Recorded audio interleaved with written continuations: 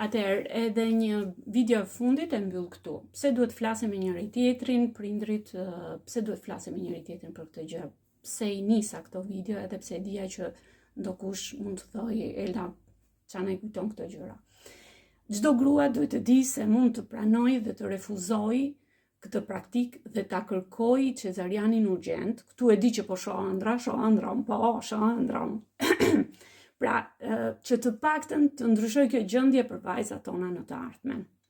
Nëse foshnja është në vuajtje fetale, për shembull, ose nëna është në gjendje vuajtje dëshpërimi, është e drejta e saj dhe asnjë procedurë e rrezikshme nuk duhet të vihet në jetë pa ja shpjeguar më parë në një moment të qetë, një shpjegim të qartë, të saktë, të gjitha pasojave, më falni zërin sot, nuk po fliskam dot. Një shpjegim të qartë për pasojat, rreziqet që mund të ketë për ne nënat dhe sidomos për foshnjat e porsalindura. E dyta, pse duhet të komunikojmë me njëra tjetrën, pse duhet ti përmendim këto gjëra, sepse shumë spitale e përdorin këtë manovër thjesht për të fituar lek nga prindrit që janë të zhytur deri këtu në ujë. Pra, marrin në një moment shumë të vështirë të brisht të nënës së re, ne na duhet të bëjmë zgjedhjet tona të mëdha në jetë, më të mëdhaja ndoshta, për sa I përket shëndetit dhe si të foshnjave tona, por edhe tonin sigurisht.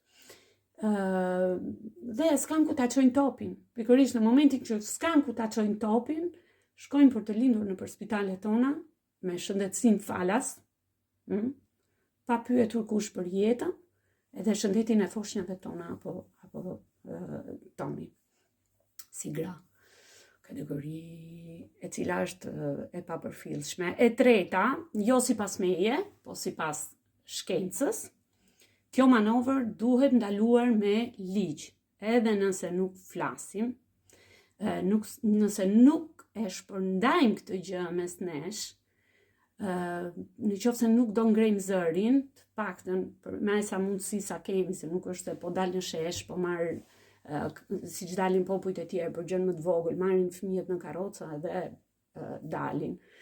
Do të vazhdoj të vihet në jetë në fshehtësi të plot gjëra që janë të rrezikshme për ne dhe për foshnjat tona të porsalindura. Dhe do t'ju thonë, do ta ndjeni veten pikërisht me atë shohëndra unë, po faktikisht nuk po shihni ëndër, për gjitha nënat të cilat kanë pësuar këtë lloj manovre, u jam pranë edhe e mbyll këtu. Ju përshëndes, shpresoj të jeni mirë të gjithë edhe të keni një jetë mirë. Ju auguroj të gjithëve, paqë një jetë sa më të mirë të jetë e mundur. Ju përshëndes.